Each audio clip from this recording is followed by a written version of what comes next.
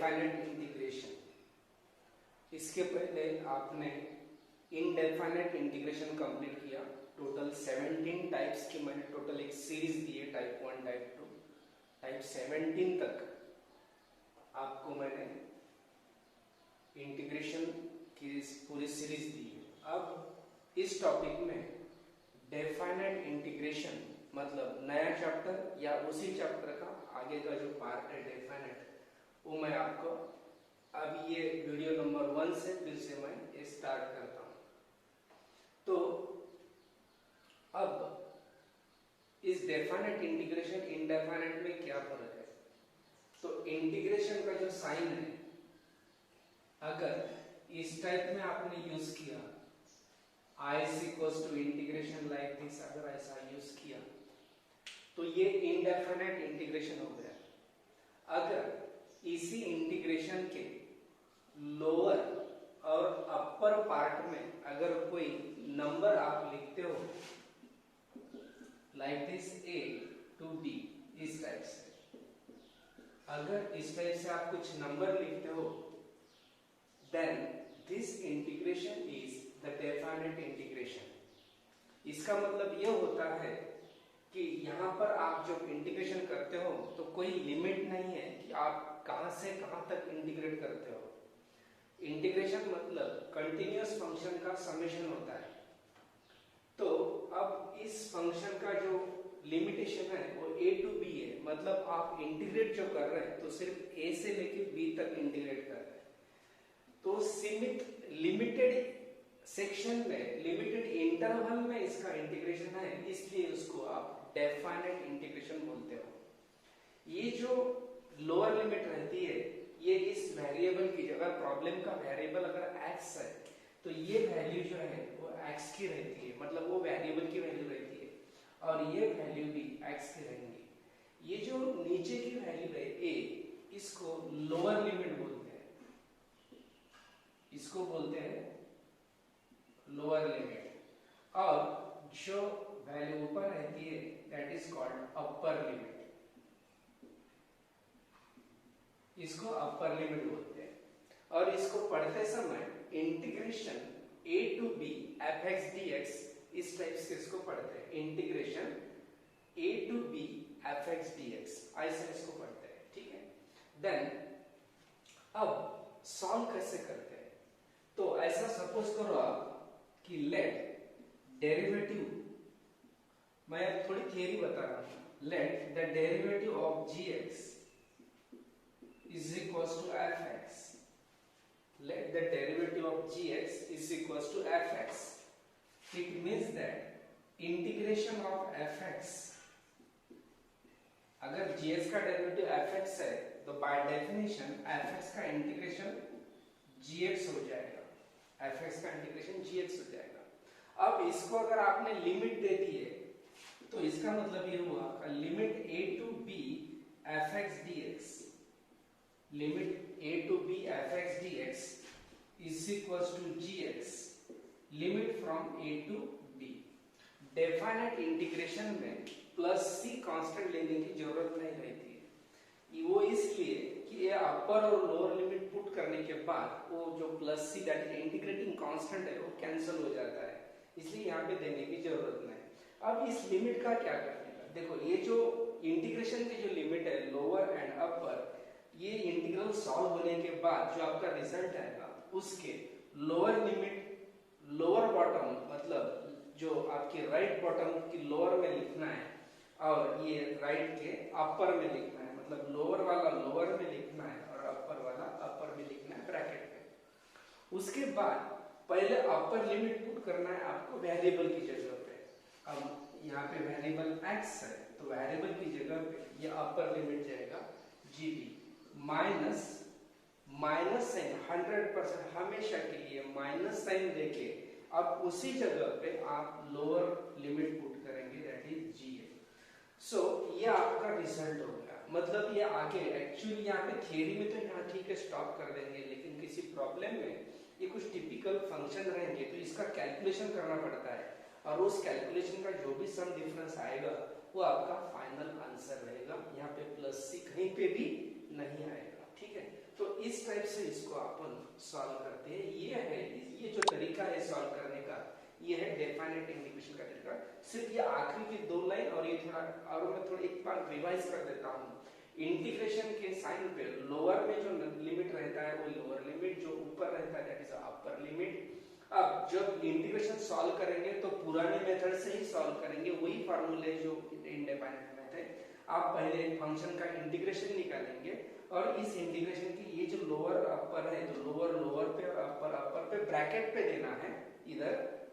उसके बाद ये अपर लिमिट x की जगह पे डालना है, मतलब वेरिएबल की जगह डालना है, और माइनस साइन देके इसी वेरिएबल की जगह आपको दूसरा लोअर लिमिट डालना है। मतलब पहले अपर लिमिट डालना है, माइनस देके लोअर लिमिट डालना है। ठीक है, तो आप ये पूरा अभी नोट कर लो।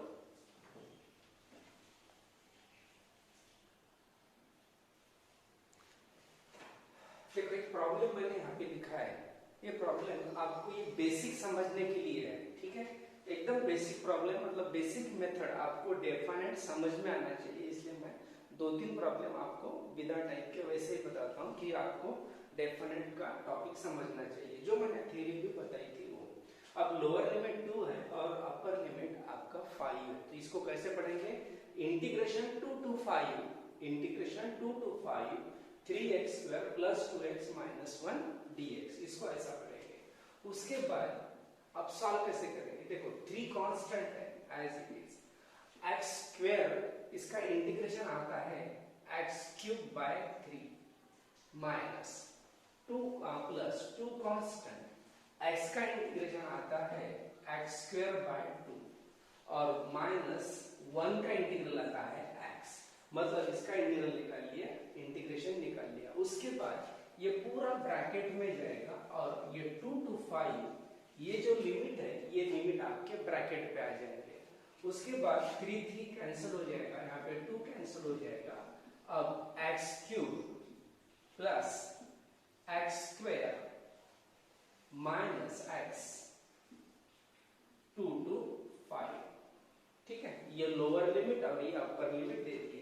इसके बाद में क्या बताया था मैंने कि पहले अपर लिमिट डालना है वेरिएबल, देखो वेरिएबल 3 टाइम्स 3 जगह पे वेरिएबल दिख रहा है, तीनों जगह पे आपको 5 डालना पड़ेगा, कोई भी स्ट्रक्चर चेंज ना करते। स्ट्रक्चर का मतलब जहाँ पे प्लस है वहां पे प्लस देंगे, माइनस की जगह माइनस देंगे, cube square as it is रखेंगे, सिर्फ x की जगह पे 5 लिखेंगे, that is 5 cube plus 5 square minus 5 5 5 5, bracket complete कर देंगे। उसके बाद माइनस साइन देके अब यही चीज लोअर लिमिट के साथ करनी है। लोअर लिमिट इसको यहाँ पे डालना है आपको, that is 2 cube plus 2 square minus 2। अब इसका वहां पे थियरी में मैंने यहाँ पे स्टॉप किया था, लेकिन अभी प्रॉब्लम में ये आगे चलेगा, क्योंकि यहाँ पे 5 क्यूब होगा 125 प्लस 5 स्क्वायर होगा 25 माइनस 5, ठीक है, माइनस 2 क्यूब हो जाएगा 8, ये होगा 4 और ये माइनस 2, ठीक है। अब ये 150 माइनस 5 ये हो गया 145 माइनस ये 12 माइनस 2 ये हो गया 10, और टोटल का अगर कैलकुलेशन कर लिया तो ये आएगा 135। मतलब इसको अगर सॉल्व करिए तो इसका डेफिनेट इंटीग्रल आंसर आएगा 135। इंडेफिनेट में क्या होता है, आंसर x में मतलब वेरिएबल में आता है, और डेफिनेट में जो आपका प्रॉब्लम का आंसर आएगा वो हमेशा कांस्टेंट आएगा। आंसर आपका फाइनाइट डेफिनेट इसीलिए बोलते हैं उसको, आंसर आपका कांस्टेंट आएगा क्योंकि ये लिमिट डेफिनेट है, ठीक है। तो इस तरह से इसको अपन सॉल्व कर सकते हैं। बेसिक प्रॉब्लम है लेकिन लिख लो, क्योंकि थोड़ी प्रैक्टिस हो जाएगी तो हार्ड प्रॉब्लम आसान हो जाएंगे।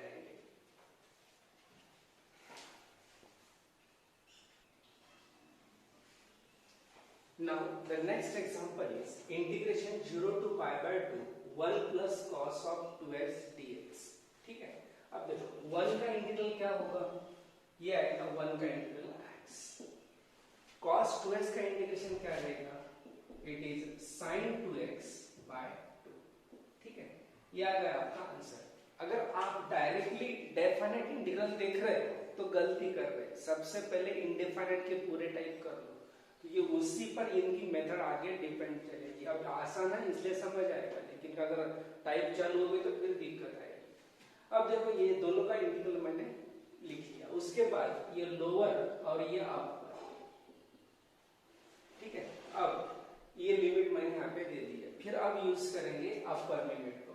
सो it is a pi by 2, upper limit pi by 2 plus sine of 2 times pi by 2 by 2, ये होगा अपर लिमिट। यहाँ पे 2 टाइम्स पाई बाय 2 और ये बाय एक्स की जगह पे पाई बाय 2 माइनस अब लोअर लिमिट यहाँ पे 0, ये 0 plus sine of 2 times 0 by 2, ये होगा सॉरी। देन ये पाई बाय 2 प्लस ये 2 cancel, sine pi by 2 minus ये 0 प्लस साइन 0 बाय 2, ये 2 टाइम्स 0 0 हो गया।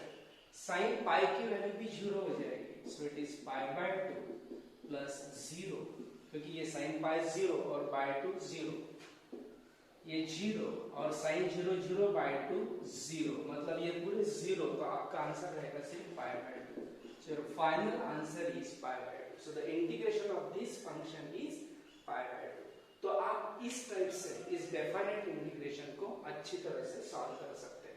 अब यहाँ से आगे नेक्स्ट वीडियो में मैं आपको ये बताऊंगा कि जो 17 टाइम्स आपने सॉल्व किए हैं इनडेफिनेट में, वो इनडेफिनेट की डेफिनेट में कैसे इफेक्ट करते हैं, तो ये आपको आगे चल के मिलेगा। लेकिन इसके पहले मेरी रिक्वेस्ट है, अगर आपकी स्टडी हुई नहीं है इनडेफिनेट की 17 टाइप की, तो पहले 17 टाइप प्रिपेयर कीजिए।